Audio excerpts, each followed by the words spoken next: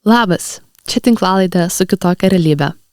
Šiame projekte kalbame apie žmones, kurie gyvena su psichologiniais sunkumais. Apie tuos, kurių kasdienybė kartais atrodo kitokia nei matoma iš išorės. Ir daugiausia apie depresiją. Apie būseną, kuri atima ne tik džiaugsmą, bet ir energiją, motyvaciją, gebėjimą daryti net paprasčiausius dalykus. Mums svarbu kalbėti be stigmos. Be frazių susitvarkyk, išeik prasiblaškyti, galvok pozityviau. Depresija dažnai veikia kaip sienų statytoja. Ji tyliai atskiria mūsų nuo pačio savęs ir galiausiai nuo tų, kuriuos mylime labiausiai. Tęsdami pradėtą temą apie santykių dinamiką, šiandien norime susikoncentruoti į patį buvimą kartu. Jei praeitą kartą kalbėjome apie tai, kas vyksta su mumis, šiandien ieškosime būdų, kaip tame išbūti, kokiais žodžiais galime kalbėti su aplinkiniais ir artimaisiais, kai vidinis resursas yra pasibaigęs, bet noras išsaugoti ryšį vis dar gyvas. Šis epizodas – tai praktinis gidas tiems, kurie jaučiasi pasimetę tarp savo būsenos ir artimųjų lūkesčių. Jei šiuo metu jaučiatės, lyg būtumėte vienintelė šeima išgyvenanti šią izoliaciją, žinokite, kad šis pokalbis yra būtent jums. Mes ieškosime ne grandiozinių sprendimų, o mažų, bet gyvybiškai svarbių judesių, kurie padėtų vėl susitikti vienam kitą tame tirštame rūke. Ir tam šiandien į studiją pasikvietėme 2 moteris, kurios apie žmogaus elgesį ir ryšio kūrimą žino labai daug. Mūsų viešnios Milda ir Morta, psichologės psichoterapeutės, daugumai atpažįstamos iš projekto Kai susitinkam. Milda ir Morta net 12 metų paskyrė tam, kad šiandien galėtų padėti žmonėms suprasti, kas iš tiesų nutinka, kai mes susitinkame su kitu žmogumi. Savo kasdieninėje praktikoje jos mato 10 istorijų apie griūvenčius ir vėl atstatomus tiltus tarp partnerių, tėvų ir vaikų ar kolegų darbe. Šiandien šios specialistės yra čia tam, kad pasidalintų savo patirtimi ir padėtų mums rasti atsakymą į esminį klausimą. Kaip išsaugoti ryšį su aplinkiniais tada, kai jėgų neužtenka net ryšiui su savimi.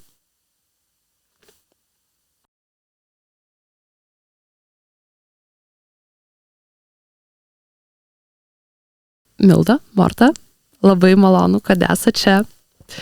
Ir tai šitą pokalbį esam pasitarusios pereit per keletą vertikalių. Kai santykėje vienas iš žmonių patiria depresiją ir tada koks tas santykis gali būti. Tai pirma vertikalė pereisim santykį su partneriu, antra vertikalė tai su vaikais, jeigu tokių turime. O dabar kaip tik girdėjau, kad esat motinystės atostogose, tai labai įdomu bus, manau. Po to trečia vertikalė, tai šeimos nariai, tie šeimos nariai, su kuriais negyvenam, artimieji, galbūt ir per draugų prizmę galim pažiūrėti, ir galų gale mūsų darbo arba mokymosi aplinka, kursiokai, kolegos. Ir va šita vertikalė. Pradedant nuo partnerio vertikalės, taip savotiškai tęsiant praeitą pokalbį su Daiva, kai kalbėjomės, ir tuo pačiu pabaigos pradžia bus praeito pokalbio. Depresija dažnai pasireiškia tokiu savizoliacija, nenoru komunikuoti, savotišku galbūt ir suerzimu. Ir tai tikrai nepadeda aplamai komunikuoti santykiuose ir kitam partneriui suprasti būsenos. Tai įdomu, kokius raktinius žodžius galėtumėt pasiūlyti sergančiajam, kad jis galėtų išversti savo būseną partneriui vietoj to, kad būtų tiesiog užsidaręs. Tai tikrai labai smagu čia būti. Pirmiausia, norisi pasakyti, tai galiu šitą klausimą aš atsakyti.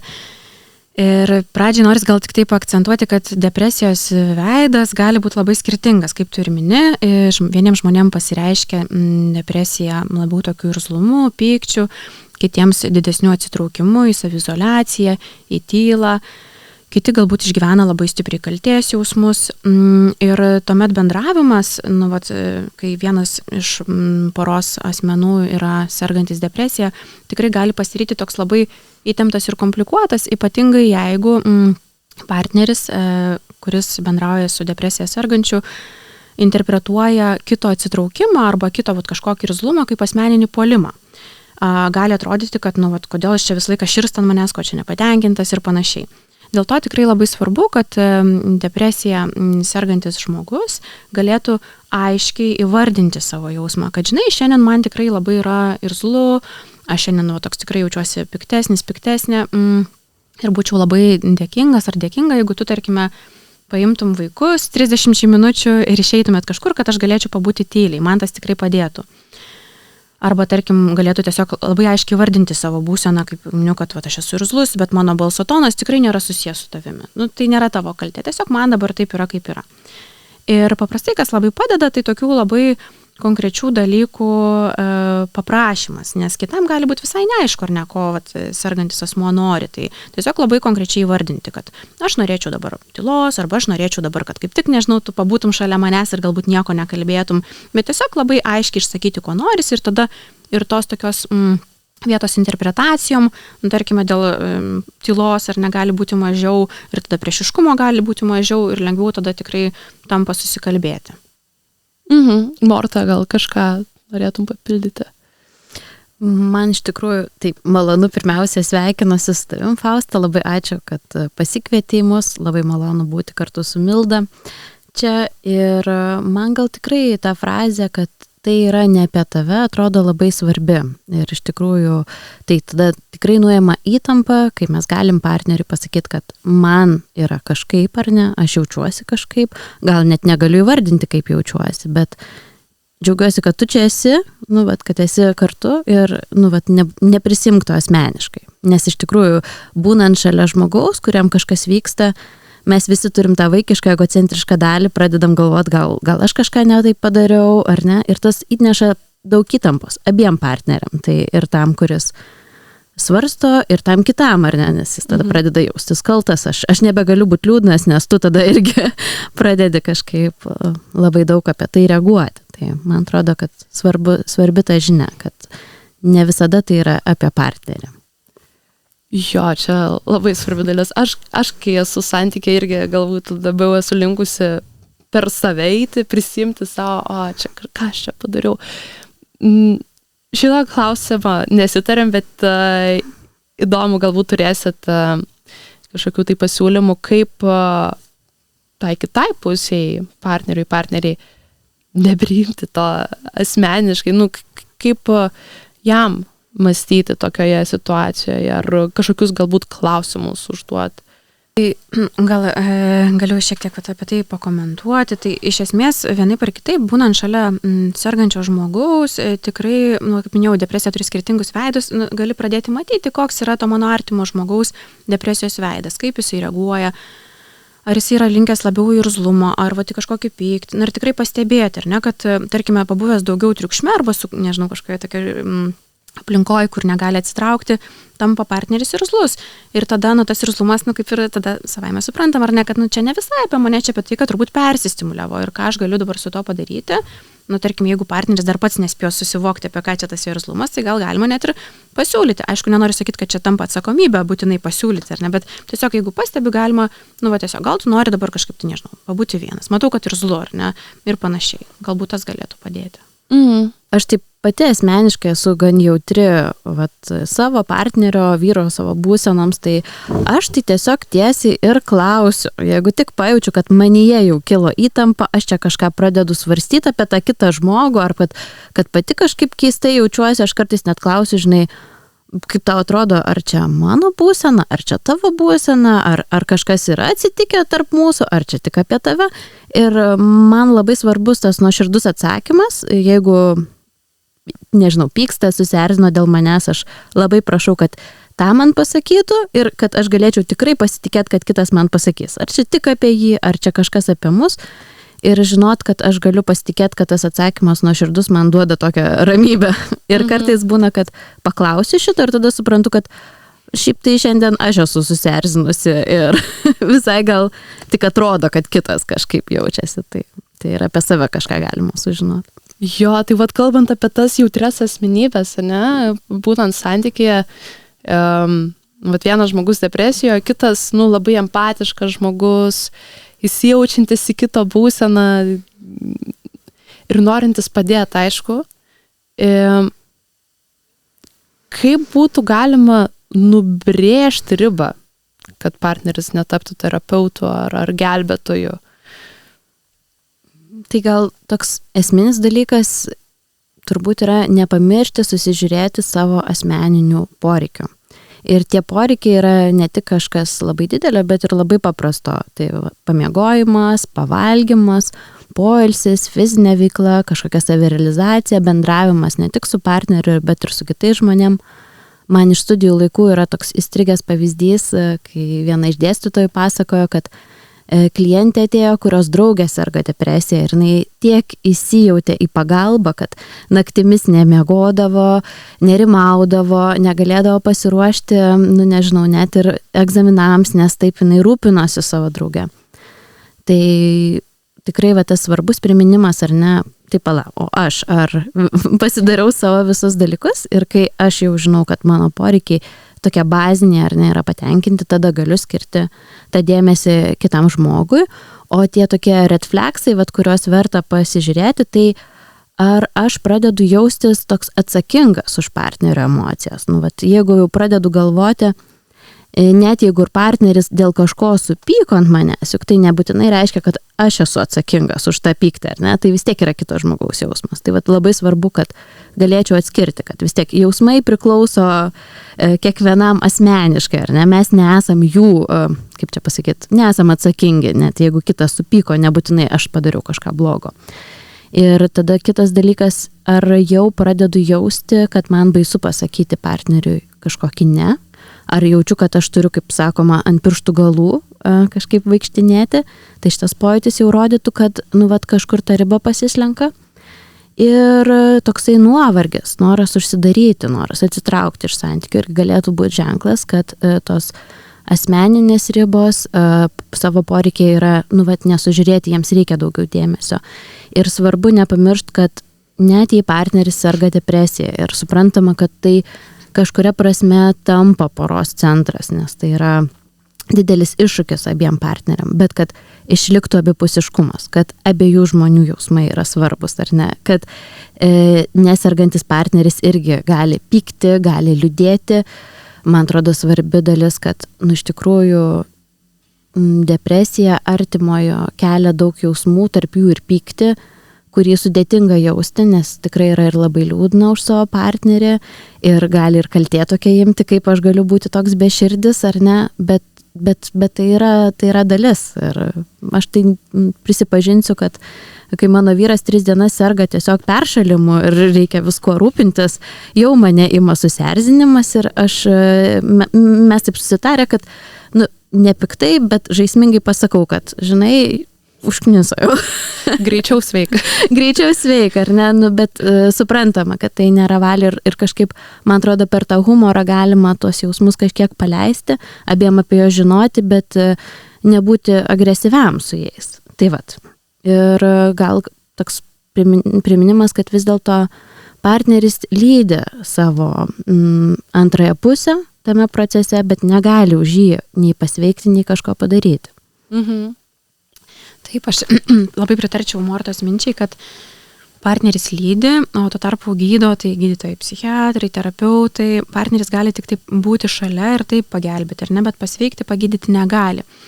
Ir dar gal tik tai, ką pridėčiau, kad kaip minėjo Morta, kad tikrai labai svarbu yra abiejų jausmai, tai net ir sergantysis, kai nori daugiau pasidalinti apie savo būseną, apie savo savijautą, jis tikrai gali, ir manau, būtų svarbu pasiklausti partnerio, ar tu šiuo metu turi resursų manęs pasiklausyti, ar galim dabar aptarti, ar ne, tai kas man yra sunku ir man yra svarbu.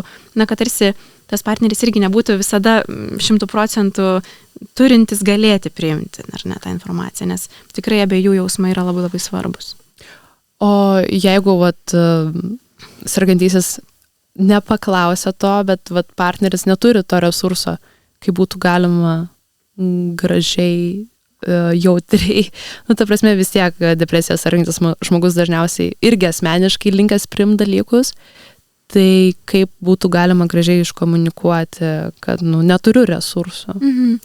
Manau, kad tiesiog atvirumas yra raktas, ar ne, kad žinai, tu man tikrai labai rūpi, tu man labai labai svarbus ir svarbi, bet šią akimirką aš tikrai nesijaučiu galintis dabar šitą pokalbį turėti. Aš pas tave sugrįšiu, nežinau, galima kažkaip konkrečiai vardinti, ar ne, už pusvalandžio, ar ten už valandos. Aš tikrai ateisiu, man rūpi su tavim pasikalbėti. Ir gal paakcentuoti, kad iš tikrųjų tas pokalbis jis nebus kokybiškas. Aš negalėsiu tavęs išgirsti taip, kaip norėčiau išgirsti, nes dabar neturiu tam jėgų. Ir iš tikrųjų, man atrodo, kad partneriui nėra lengva tą pasakyti ir pripažinti, tai norisi kažkaip padrasinti, kad tikrai galima pasakyti, kad dabar negaliu tavęs išgirsti, o noriu išgirsti iš tikrųjų. Nes man atrodo, dažnai pasakysiu mes, nes, kad reikia prisipažinti, norisi būti tuo geru žmogumi, visada prieinamu ir aš išklausysiu, bet tikrai ne visada galim. Ir tada gaunasi, kad šiaip abiem pusėm tas pokalbis tampa nemalonus, nes žmonėsgi jaučia, ar mes iš tikrųjų klausom, ar mes iš tikrųjų esam čia, ar turim tam jėgų. Jo, dar tiesiog norisi taip užakcentuoti, man labai patiko ta dalis, kaip atpažinti, kad jau pats, galbūt peržengiai savo ribas, kad galbūt jau esi to gelbėtojo pozicijoje, kad kai jauties, kad vaikštai ant piršto galiuko arba jau jauties suirzęs. Tai tiesiog dar kartą norisi paakcentuoti šitą dalį. Irgi gan dažnas atvejis, ir šiaip, sergant depresiją dažnai sumažėja libido, tai tuo pačiu ir tas intymumo poreikis vienas kitam. Ir tiek fizinis, tiek emocinis intymumas, tai įdomu, ar yra kažkokių tai įrankių jam tam intymumui atkurt arba jį palaikyti. Tikrai, sergant depresiją, tas įprastas intymumas gali būti kaip, toks tikrai neįveikiamas iššūkis. Kaip ir mini, gali būti libido visiškai žemumose ir tas įprastas bendravimo ir intymumo būdas ir net išraiška, tiesiog yra neįmanoma ligos akivaizdoje. Dėl to labai svarbu yra kažkaip tai įsivardinti porai ir suprasti, kad šiuo metu, šiame etape yra taip, kaip yra, ar ne, kad mes dabar, mūsų tikslas nėra bet kokią kainą siekti intymumo, kokį mes jį turėjome, pasiekti tokį ar ne, bet mes turime paieškoti būdų, kurie būtų abiems mums primtini ir malonus, kad mes tą intymumą galėtumėm palaikyti. Nes intymumas yra ne tik apie seksą, tai yra apie daugybę dalykų, ar ne, apie buvimą kartu, apie atvirumą, apie kažkokį pasitikėjimą, apie emocinį artumą. Ir ligos sergant ar ne depresija tikrai kartais gali padėti net ir tokie paprasti dalykai, kaip tarkim būti kambaryje dviese kartu, veikiant skirtingus savo malonius dalykus, ar net skaitant knygą, ar ten žiūrint serialą ir tiesiog leidžiant laiką drauge ir paskui galbūt kažkiek aptariant. Gali būti tokie minimalus fizinis kontaktas, ar ne, kad ir nežinau, pasilaikyti už rankų, ar ten padėti galvą ant kelių, jeigu abiems tas kažkaip tai malonu, ar ten, nežinau, padėti kojomis susiglaudus pasėdėti, ar ne, ar ten, kad ir tokie minimalus dalykai, jie tikrai skatina artumą. Taip pat labai svarbu kažkaip tai, pastebėti vieno ar kito pastangas, ar ne, ir už jas padėkoti, nes tai irgi labai didina intymumą ar artimumą. Tarkim, aš matau, kad tau šiandien sunku, bet tu vis tiek dėl manęs, ar ne kažkaip pasistengiai, manim pasirūpinai, ar ten, nežinau, stiklinę vandens atnešiai, o tu man gerą žodį pasakei, tai kažkaip tai ir šitos dalies nepraleisti. Kartais, kai yra labai sunku, būna netgi sunku kalbėtis iš esmės. Ir tada gal gali padėti, nežinau, juokingo ar kažkokio tai memo nusiuntimas, ar ne, širdelės nusiuntimas. Tokie paprasti maži dalykai, jie vis tiek palaiko tą ryšį, jie palaiko tą artimumą.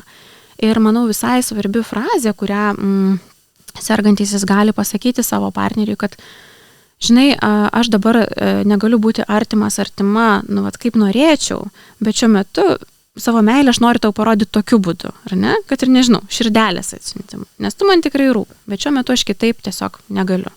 Jo, tiesiog, pagalvojimas, parodymas, kad pagalvoju apie tave, bent jau taip minimaliai vis tiek parodau dėmesį.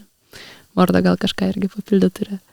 Man gal tokie keli konkretūs būdai sukasi mintise. Iš tikrųjų, man visada būdavo įdomu klausyti, kad Yra terapeutų, kurie savo pokalbį veda pasivaikščiojimo būdu. Ir pavyzdžiui, man atrodo, kad tas pasivaikščiojimas, jeigu sergančiojo būsena iš esmės leidžia, galėtų būti toksai dvigubas win-win, nes vis tiek fizinė veikla, jinai yra labai naudinga sergant depresiją. Ir antras dalykas, tai neįpareigoja, ar ne? Mes esam neįpareigoti pasivaikščiojimo metu, nežinau, jokiam nei seksui, net laikymuisi už rankų nebūtinai, bet beeinant, ar ne, mūsų ir mintis kažkaip skraido ir mes pradedam apie kažką kalbėtis ir atsiranda tas ryšys, emocinis ryšys, kuris po to gali tikrai labai padėti ir kartu, man atrodo, svarbiausia ta dalis, kad mes neįsipareigoja, mes nieko neprivalom ir plus turim tą pliusą, ar ne, serotonino pasigaminimo pasivaikščiojimo metu. Ir dar turėjau kažkokią mintį, kurią jau ir dėja, bet pamiršau, jeigu dar pokalbio metu jį iškils, tai aš tada pridėsiu. Būtinai. Man tiesiog pasakė apie pasivaikščiojimą, dar žinau, tarkim, su vaikais, kaip gerai yra užmegzti ryšį, tai vežant į mokyklą, važiuojant, nes tu nežiūri vienas į kitą ir kažkaip lengviau irgi būna išsipasakot, kai, nereikia žiūrėti emocijos ir kažkaip, nes tai irgi tuomet, galbūt per daug tuomet savęs bijom parodyti, tai kažkaip priminėjai šitą irgi road tripo galbūt momentą.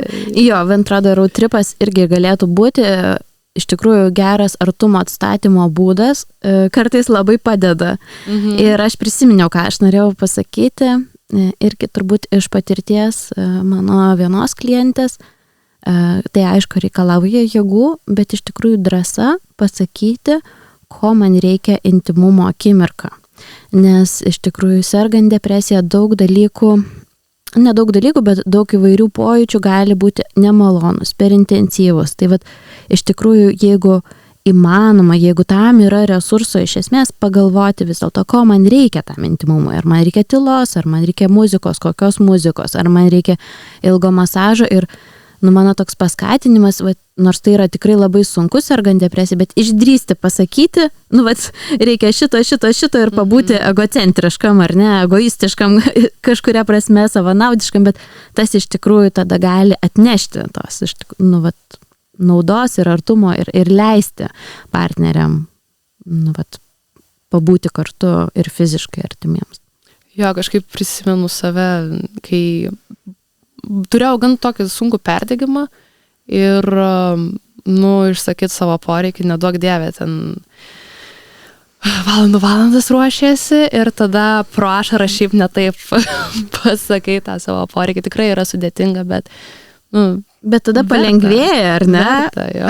Ir kartais, jeigu yra sunku pasakyti, gal yra lengviau parašyti, ar ne, ieškoti formos iš tikrųjų, nes kaip ir sakai, ar sergant depresiją, ar perdegimui esant, įžodinti dalykus gali būti žiauriai sunku.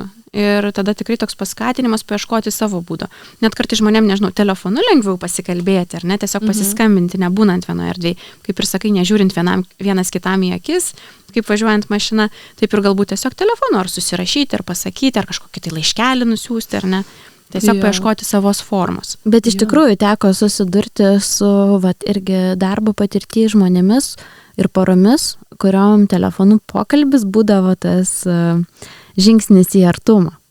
Wow. Bet kai mes nežiūrim viens į kitą, ar ne, galbūt ir nesam tiek jautrus visokiom mimikom, neinterpretuojam jų, tiek girdim tik balsą, kažkaip gali išgirsti, kad rūpi partneriui, kad galbūt, nežinau, neišskaityti iš jo ten akių kampučių kažkokio pykčio, kurio galbūt ir nėra, galbūt yra, bet tikrai, tikrai esu girdėjus, kad padeda.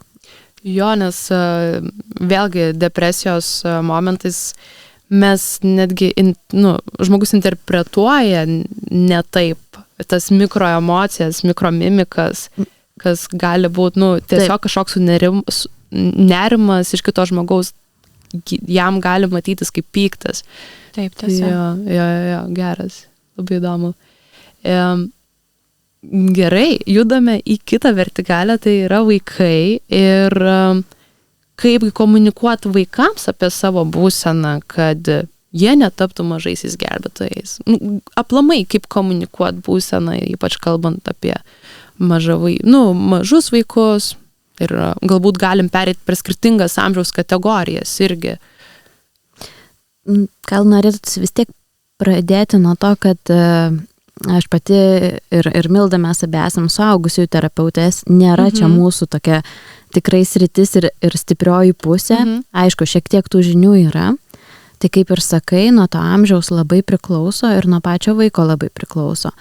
Pagrindiniai dalykai turbūt ar ne, kad labai detalizuoti, labai daug įvairių niuansų pateikti vaikams nereikėtų.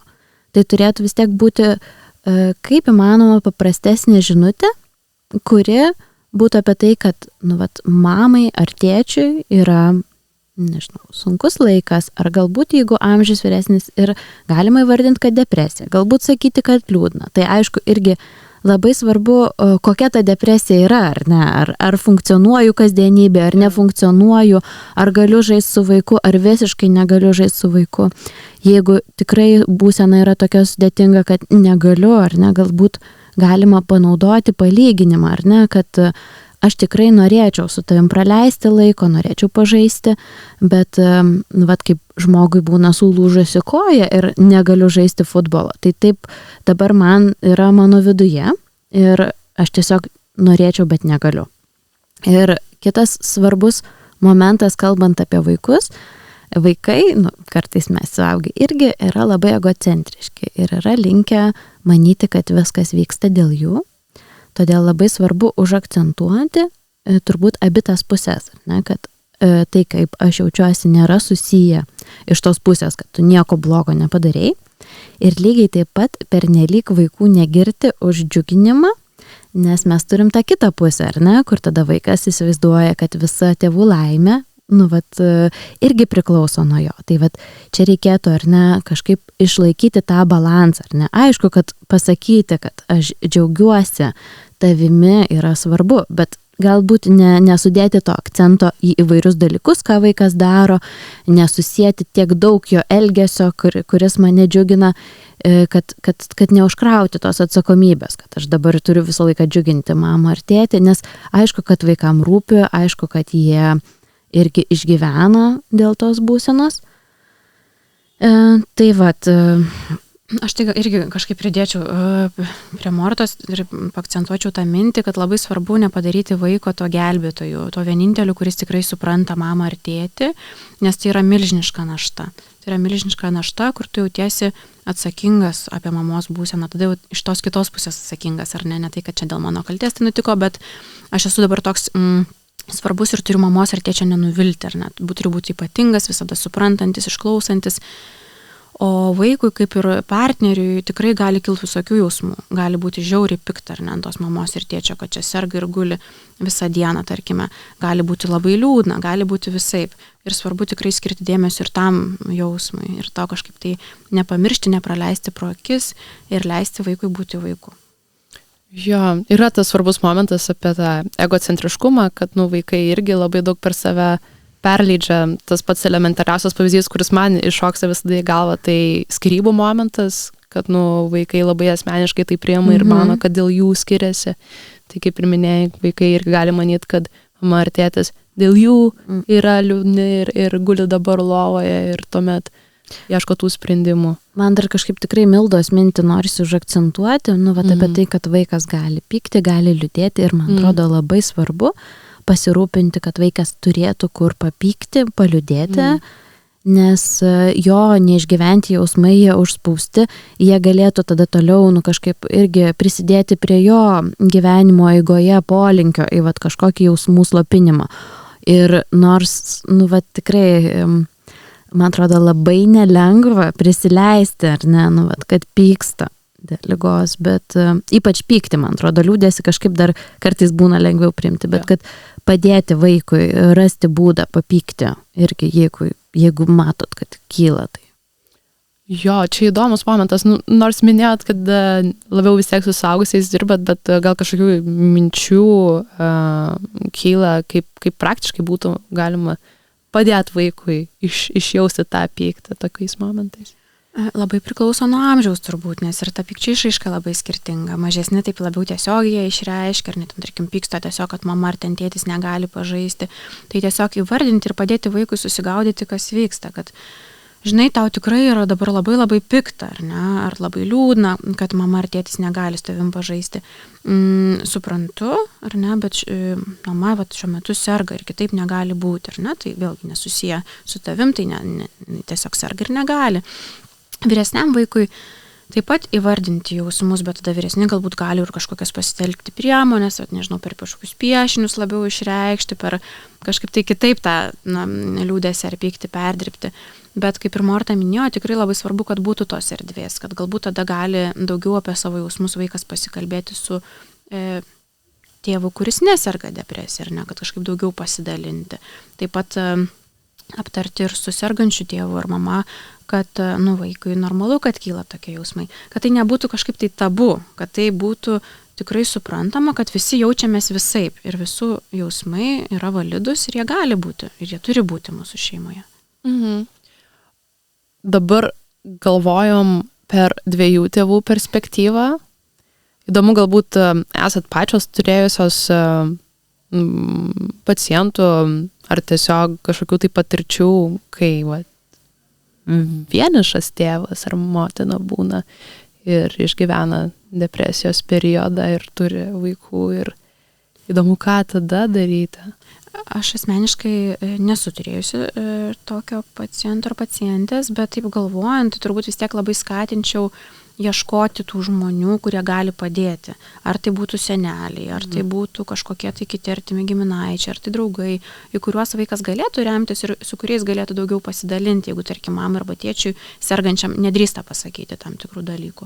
Kažkaip tai kurti tą tikrai lauką, tokį pastiprinimą, kad tas vaikas neliktų vienas su savo jausmais, nes jam gali būti tikrai labai baisu pasakyti mamai ir tėčiui, kad, žinai, man čia žiauriai pikta arba liūdna, kad tau taip yra. Ir kartu sergančiam, ar ne, vienam vaiko ar vaikus auginančiam asmeniui, juk irgi labai svarbu atsikvėpti, ar ne, turėti kažkaip erdvę savo, ar tai tikrai irgi, kaip ir Milda, antrinčiau, kad labai svarbu ieškoti tos pagalbos ne tik savyje, bet ir kitose. Ir gal tokiais atvejais sakyčiau, kad ypač svarbu kreiptis ir medikamentinės pagalbos, ypač jeigu yra tikrai labai sunku, ar ne, nes labai svarbi psichoterapija, labai svarbu suprasti savo vidų, suprasti, apie ką ta depresija yra, bet tai kainuoja tikrai daug laiko. Ir tai užtrunka, o vaikai auga, reikia jiems, kaip čia pasakyti, to atliepimo ir pagalbos dabar. Ir man atrodo, tada tas kombo su medikamentais gali būti labai labai naudingas. Jis gali leisti kasdienybei funkcionuoti ir pasirūpinti vaikais. Ir taip pat tyrimai šiaip rodo, kad kombo tarp medikamentų ir psichoterapijos yra labai geras, padeda naujoms jungtims neuronų kurtis greičiau. Tai tikrai norisi padrąsinti, kad esant reikalui tikrai tai yra labai svarbu. Jo, tikrai, priklausomai nuo to depresijos sunkumo, bet tikrai kartais, tai yra neišvengiama ir tai yra, gyvybiškai kartais būtina. Jo, pritariu.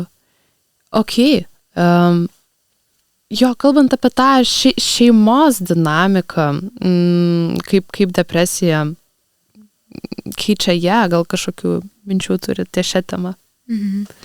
Tai tikrai nori, nenori, poros ir šeimos dinamika, kai vienas iš poros narių serga, nesvarbu kokia liga, tame tarpe ir depresija, ji tikrai keičiasi.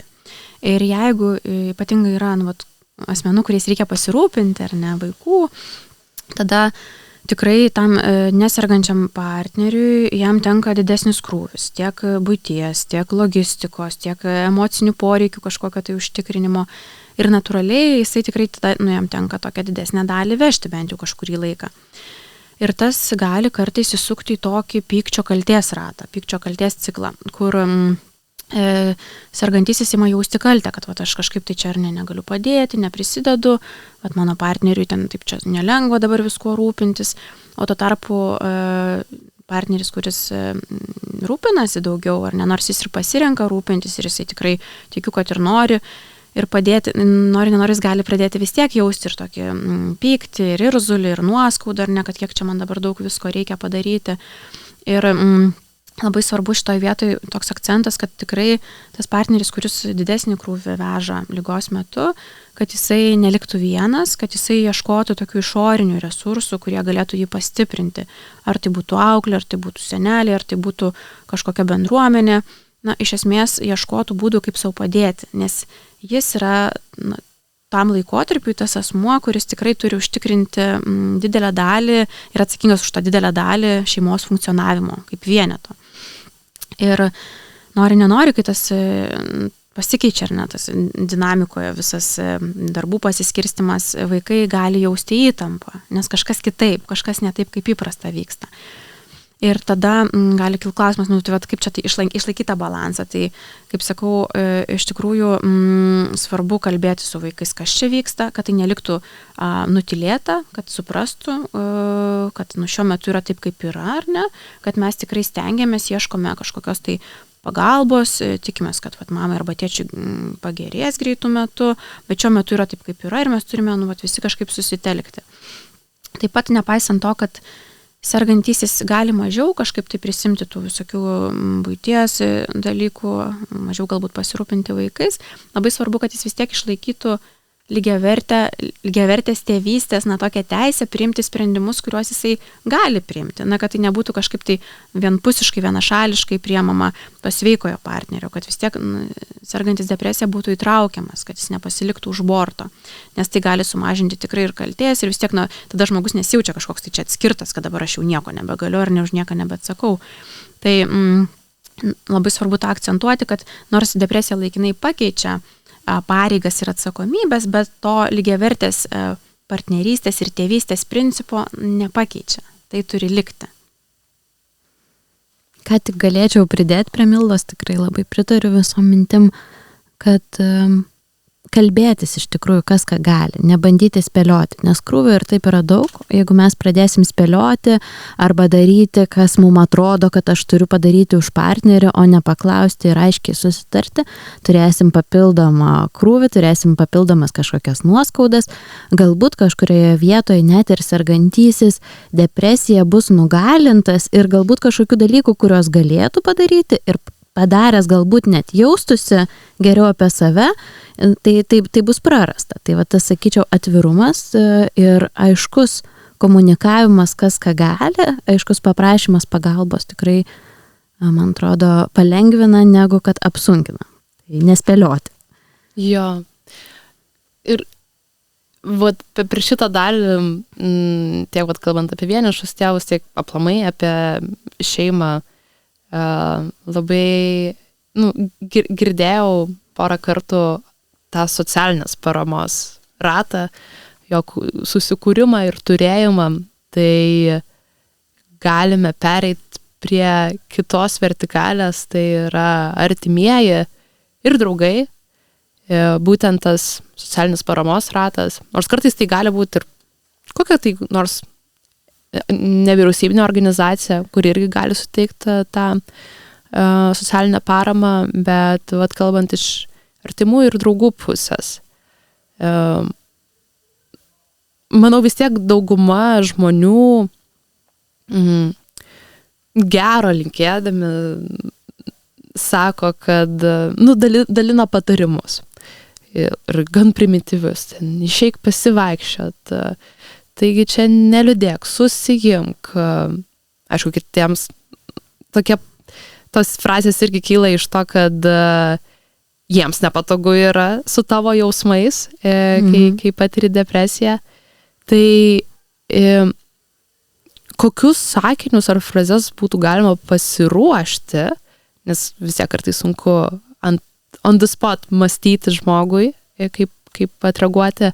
Tai ką būtų galima pasiruošti, kad apsaugot savo erdvę nuo tokio perdėto pozityvumo ar tai patarimų dalinimo?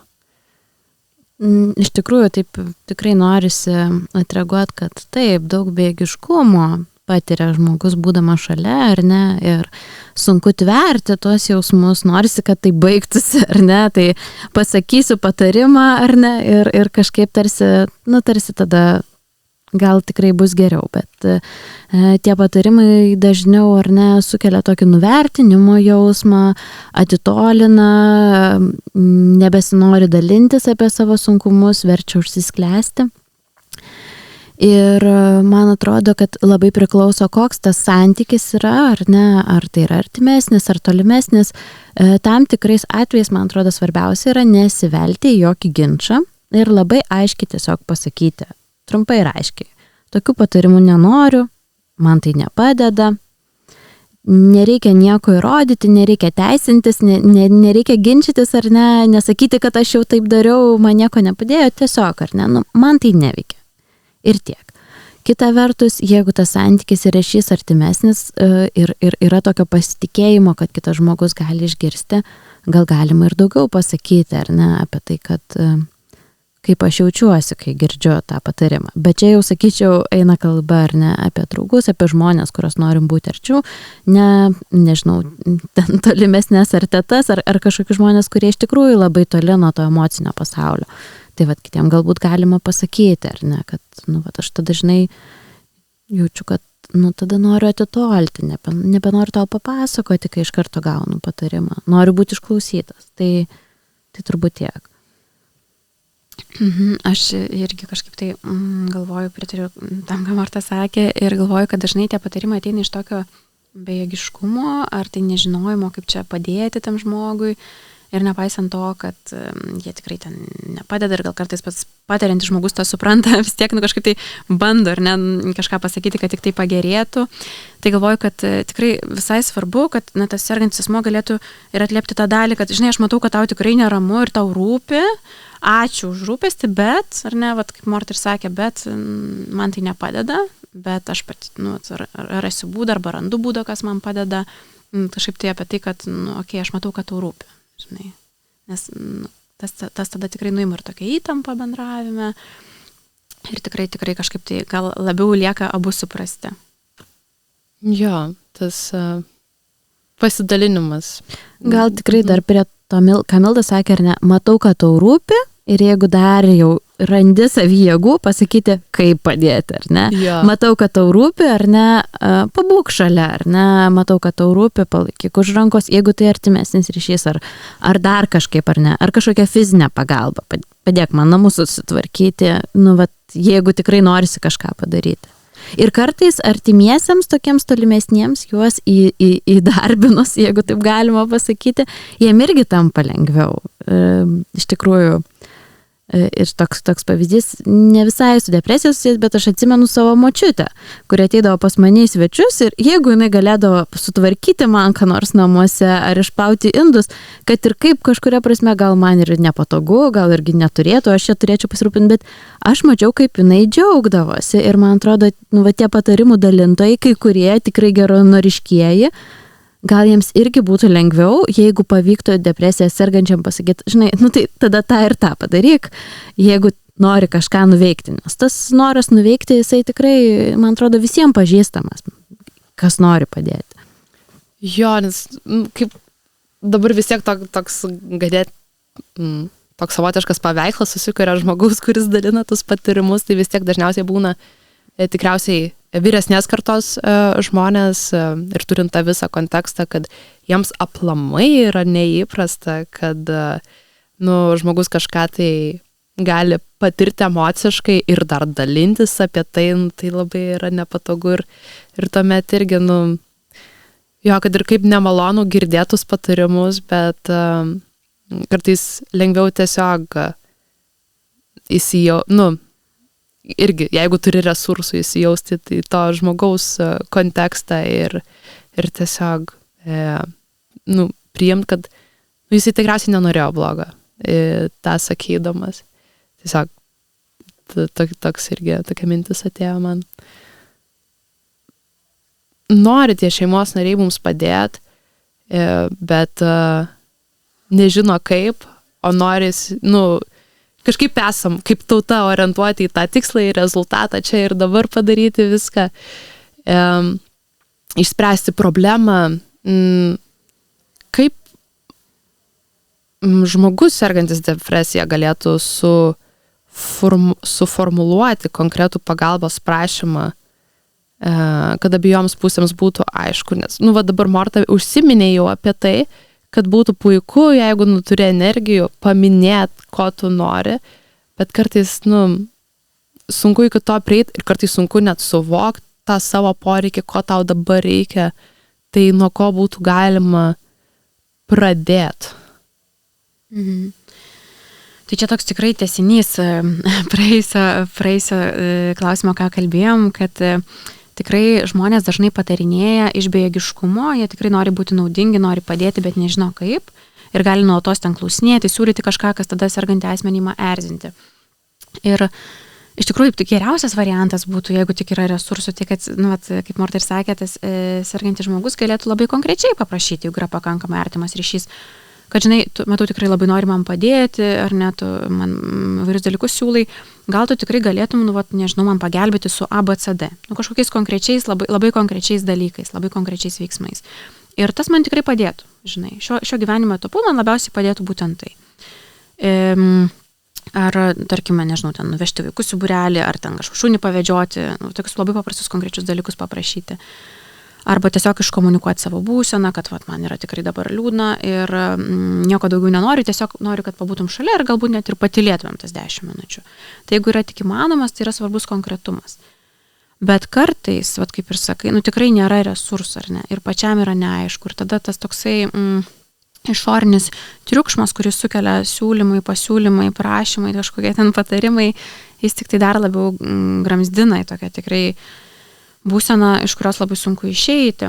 Ir aš manau, kad visai vertinga yra turėti, kai būna šviesesnės dienos, kai yra kažkaip tai tikrai geresnė būsena, vertinga būtų turėti savo pasigalvojus, o gal ir su partneriu aptarus kažkokius tai dalykus, kurie tikrai būseną lengvina.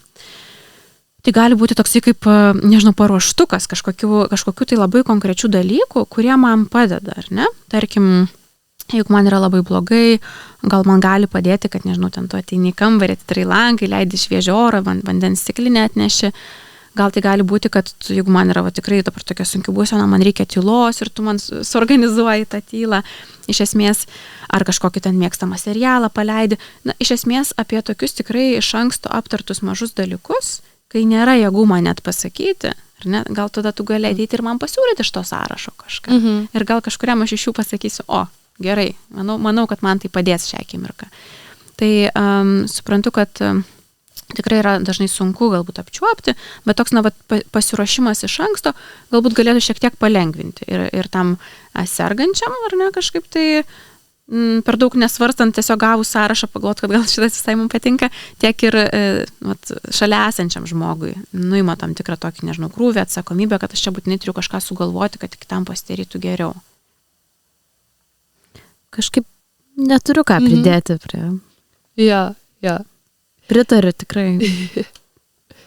Jo, jeigu taip dar pasakyti, tikrai tas, man atrodo, sąrašėlis ar ne tų dalykų tiek kitam asmeniui, bet tiek ir savo, ar ne, nes tai yra vienas iš tokių pagrindinių pagalbos būdų pačiom juodžiausiam akimirkom, ar kai žmogus turi minčių apie savižudybę, ar ne, tai iš tikrųjų labai didelė rekomendacija yra susidaryti sąrašą dalykų, kas man padeda toje pačioje sudėtingiausioje nevilties būsenoj, ką mažo ir dabar galiu padaryti, kad iš to truputį išeičiau. Ir tai nebūtinai kažkokie dideli dalykai, tiesiog galbūt kažkam paskambinti, kažkokią muziką paklausyti, ar ne, serialas, pakrostyti savo gyvūną. Tai man atrodo tikrai svarbu tas paplanavimas į priekį. Jo, čia toks vienas iš bazinių dalykų, ką nueini pas psichologą, kai jautiesi blogai, ką pasidarai, tai tą paruoštuką kartu su psichologu, ar kaip namų darbai būna. Gerai, jau žiūriu į mūsų laiką ir norėtųsi dar paliesti tą 4 vertikalę, tai santykiai su darbo aplinka ar mokymosi aplinka, ką veikiame gyvenime aplamai. Tai ar verta vadovui arba kolegoms pasidalinti apie savo būseną? Iš tikrųjų toks visai sudėtingas klausimas, ar ne? Labai, man atrodo, priklauso ir koks yra klimatas darbovietėje, koks yra vadovas, kokie yra kolegos. Bet iš esmės, jeigu kalbant apie darbo aplinką, ar ne, mes ten siekiam tokio profesionalumo, ar ne, ir atliktų darbų. Ir pagal tai, turbūt tas atvirumas, tokiu teoriniu atveju, ar ne, jeigu mes nekalbam, kad yra kažkoks tikrai didelis supratingumas, būtent psichikos sveikatos problemom, arba pats žmogus tikrai labai nori ir gali ir jaučiasi patogiai dalintis, tai svarbu apgalvoti, tą atvirumą padozuoti ir orientuoti jį į darbą, ar ne, kad aš atsiskleisti turiu tiek, kiek tai liečia mano darbą. Ir pagalvoju, ar ta mano būsena liečia mano darbą, liečia mano veiklą, ar ne, kažkaip ten trukdo ar netrukdo, nes gali būti įvairiai. Yra žmonių, kurie su depresija tikrai puikiai funkcionuoja darbe, yra kuriems kaip tik tai yra visiškai peilis ir labai svarbu ieškoti būdo pakeisti kartais net tą darbo profilį, pačias tas užduotis. Tai pirmiausia turbūt klausimas, ar mano darbas šiuo metu dėl to kenčia. Tai tada irgi pagal tai, taip ne, jeigu ne, tikrai galiu ir turbūt nesidalinti, jeigu nenoriu. Ar reikia kažkokių pakeitimų darbe, ar mano vadovas linkęs į supratimą, ar ne, čia irgi mes vis tiek turėsim tokią svarbų niuansą apie vadovo asmenybę. Ir šiaip rekomendacija turbūt kalbėti su vadovu, kad jisai galėtų padėti, kaip tą komandai iškomunikuoti ir kiek iškomunikuoti. Gal tik norėtųsi padrąsinti, nes kiek aš esu dirbus su pacientais, klientais, labai daug baimių yra pasidalinti darbe. Ir prisipažinsiu, net ir aš kartais tokio turiu jaudulio, kaip priims, ar sulauks supratimo, ar nebus kažkokios stigmos, ar nebus kažkokio neigiamo, ar nebus to atstumimo.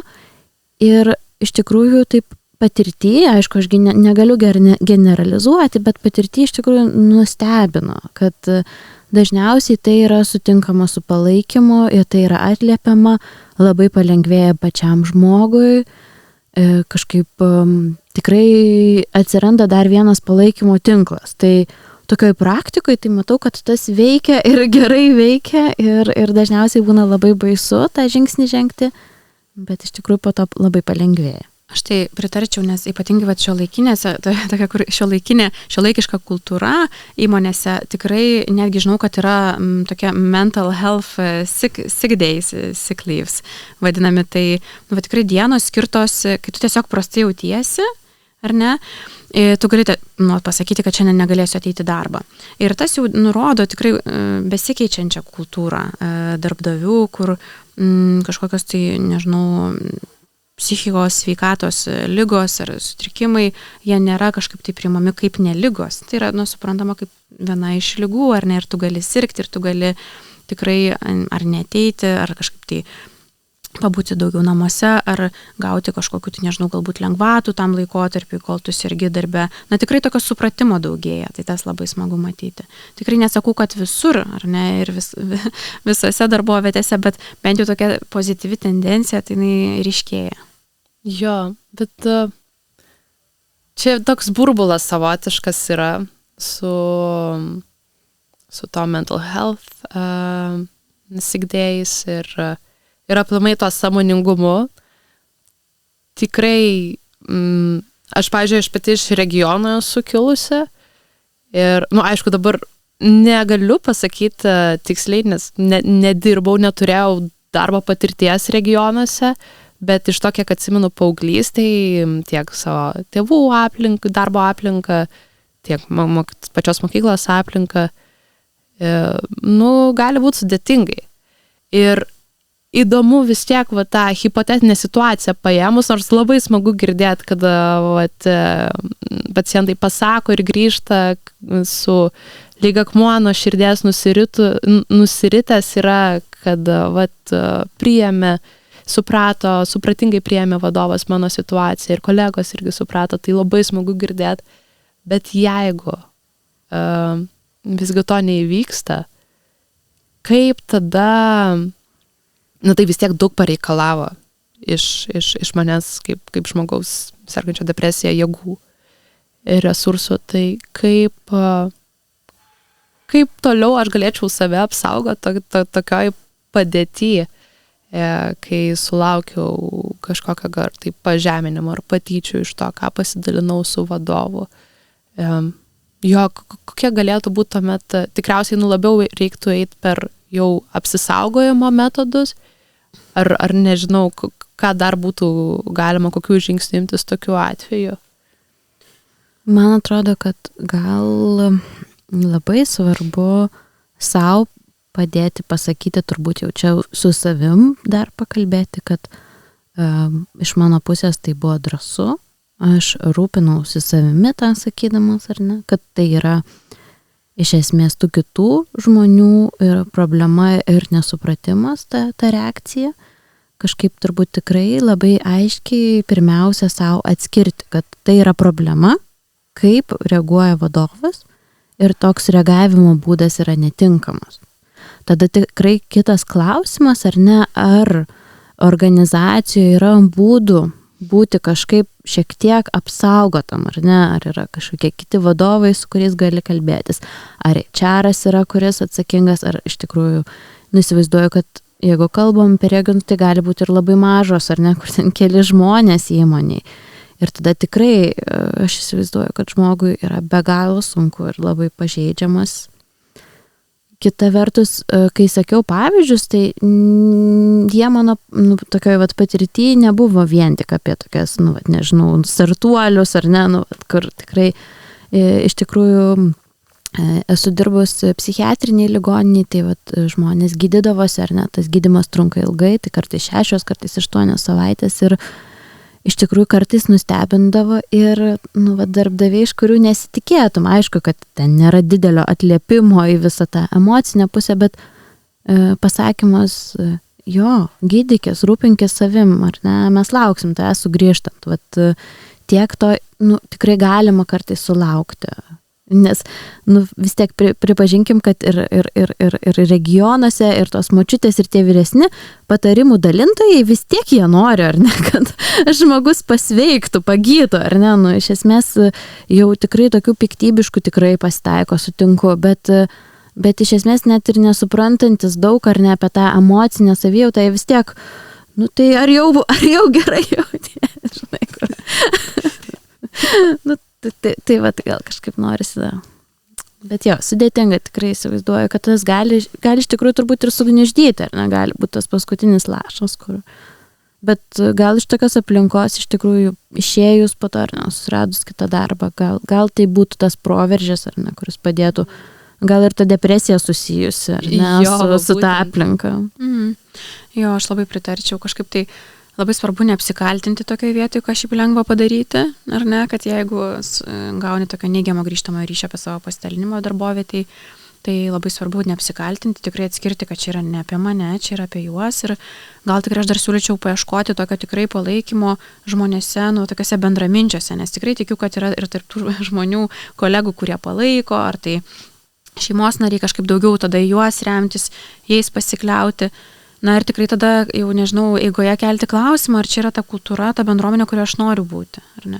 Suprantu, kad tikrai nėra visą laiką lengva pakeisti darbą, kartais tai yra ypatingai sunku ir ypač sergant, ir gal sergantas net nėra opcija, bet tiesiog ilgalaikiai perspektyvai patyrinėti, ar ne, ar tai ta jų reakcija nerodo, kad gal man čia ne visai yra vieta.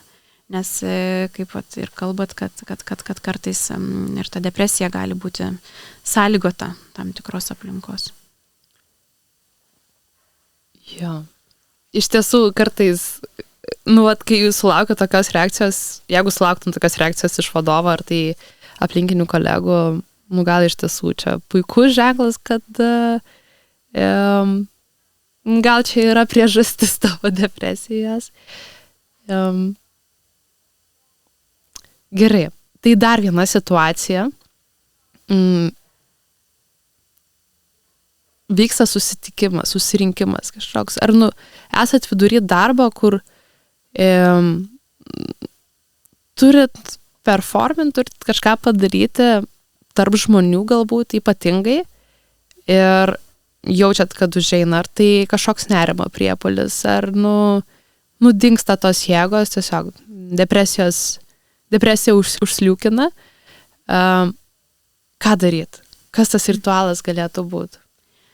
Tai pirmiausia, aš galvoju, kad verta gal paieškoti tikrai, kasgi tame užtrigerina. Kaip sakai, tarkim, kažkoks vyksta susitikimas ar ne, ir sėdi ir jauti, kad, nežinau, nerimo banga didžiulė užpuolė, tai paieškoti tų trigerių tam, kad ir ateityje galėtum kažkaip labiau pasiruošti, apsisaugoti. Ar tam tikri komentarai galbūt tas sukelia, ar tam tikri klausimai ir kažkaip tada mentaliai tam ruoštis, ar ne? Yra ir tokių labai paprastų praktinių patarimų, kad ką daryti, kai, tarkim, ar labai didžiulis nerimas ir ar kažkokia tai staiga viskas išsitrina, atrodo, ir tas mąstymas sulėtė ir nebežinai, ką daryti, tai pabandyti duoti savo tokią sąmoningą pauzę, galbūt atsiprašyti, nueiti vandens atsigerti, ar ne, nueiti pakvepuoti, galbūt atsiprašyti, nueiti į tualetą. Tiesiog duoti savo šiek tiek laiko ir erdvės išlipti iš tos būsenos. Gali padėti ir tokios paprastos tikrai įsižeminimo praktikos, kur susikoncentruoti, tarkime, į savo kvepavimą, ar ne, paskaičiuoti, kad dabar aš per kelias sekundės, tarkim, per 4 įkvepiu, per 6 iškvepiu ir leisti savo, nežinau, minutę tokios tikrai tylos. Galbūt, nežinau, save raminančiai, savo ranką raminančiai paglostyti ir pirštus patrinti. Kartais ir tokie paprasti dalykai mums leidžia nurimti. Galbūt pastebėti aplinką, kažkaip tai daugiau koncentruotis ne į savo jausmą, ne į savo, tarkim, nerimą, nes tada, kaip taisyklė, linkęs jis yra didėti, bet daugiau susikoncentruoti tai, ką aš matau, tarkim, matau kolegos veidą, matau, nežinau, stalą, kėdes, tiesiog apie tokį įsižeminimą, apie tokią praktiką, kuri gali šiek tiek padėti iš tos duobės, bent jau duotuoju momentu išlipti. Dar galbūt gali padėti kažkokios frazės raminančios savo asmeninės. Mes visi turim kažkokias frazės, kurios mums kartais padeda, ar ne, kad tai yra jausmas, ar ne, kas dabar su manimi vyksta, nerealybė. Tada labai turbūt svarbus dalykas priminti savo, kad aš niekada neprivalau reaguoti iš karto. Dabar neatsakysiu į kažkokius klausimus, sakysiu, man reikia laiko pagalvoti. Tai iš tikrųjų duoti savo tos erdvės, ar ne, visada galima sugrįžti prie kažkokių dalykų. Tai va tą gal norėtųsi pridėti. Jo, tas geras momentas apie įsivardinimą, kartais netgi gerai yra uždėti kažkokį tai juokingą vardą ant savo patiriamos emocijos. Vėl čia aplankė mane Karen, mano vidinė Karen, ten apie vidinį kritiką kokį kalbant, ar ten vėl slogutis atėjo pas mane ir tokį per humoro prispendant mintimis nueiti. Gal susijuoksit susirinkimo metu, bet bent jau tikrai turėtų pragėdrėti mintise. Bet šiaip jo, ir tos saugios vietos radimas, tam laiko sau, kad ten ir iki 5 minučių pabūti, irgi tas pabėgimas labai gera taktika yra. Ir pabaigai, jeigu klausytojas po šio pokalbio prisimintų tik vieną įrankį ir veiksmą, kurį jis gali padaryti šiandien savo santykių labui, kas tai būtų? Nebuvo pokalbio metu kažkaip erdvės paminėti, ar aš pamiršau, bet tikrai galvojau prieš pokalbį apie tai, ką mes taikom su vyru, kas mums labai padeda, labai vaikiškas dalykas, labai toks lyginai paprastas, bet jeigu, pavyzdžiui, reikia kažką pasidalinti, kas ką darys, ar abu pavargę, ar, pavyzdžiui, kitos situacijos, kur eiti ar neiti pas kažką į svečius, mes įsivardinam, kiek kuris nenori, iš 10, ar ne? Aš ten pavargęs 5, o aš 7. Ir tai nereiškia, kad tas, kuris pasakė didesnį skaičių, privalės kažką daryti.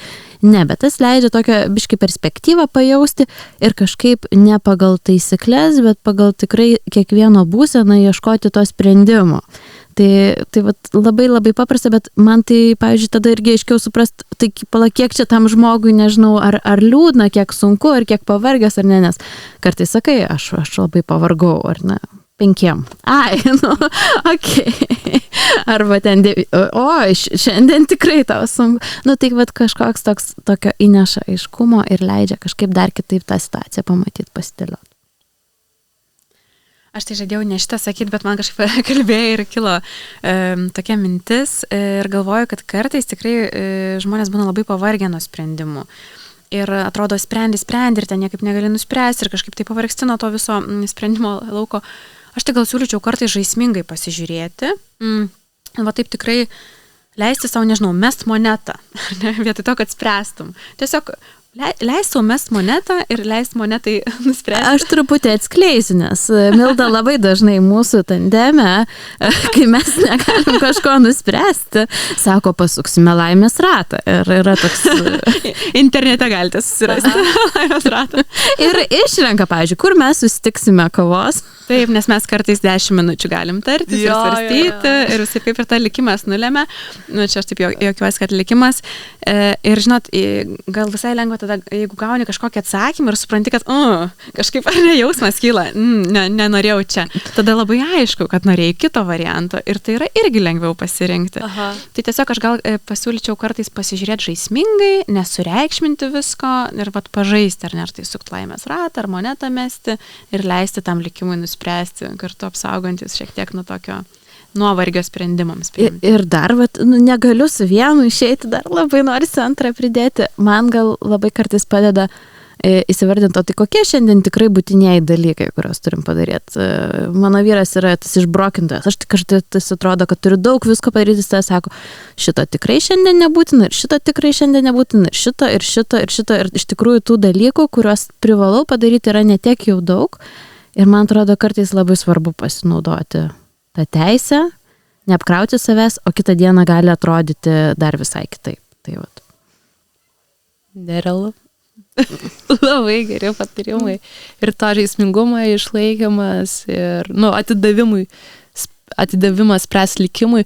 Ta pati skalė, irgi savotiškas žaismingumas man gaunasi, kad, aš čia labai jau man liūdna šiandien yra, bet šiaip tai džiaugiuosi, tai ant 7 visgi. Jo, čia neradau savo mėgstamo saldainio parduotuvėje, tarkim. Ir dėl to labai liūdna.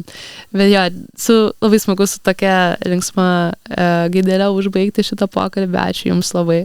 Ačiū tau. Ačiū. Baigėme dar vieną su kitokia realybė epizodą.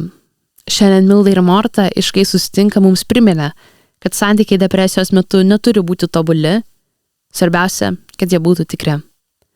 Linkiu Jums nepabijoti pasinaudoti šiandien išgirstais įrankiais. Prisiminkite, mažas žingsnis link kito žmogaus yra geriau nei jokio. Net jei tas žingsnis yra tiesiog prisipažinimas apie savo išgyvenimus. Prenumeruokite mūsų tinklalaidę, kad nepraleistumėte kitų pokalbių ir sekite mūsų socialiniuose tinkluose, kur tęsėme diskusijas apie gyvenimą be stigmų.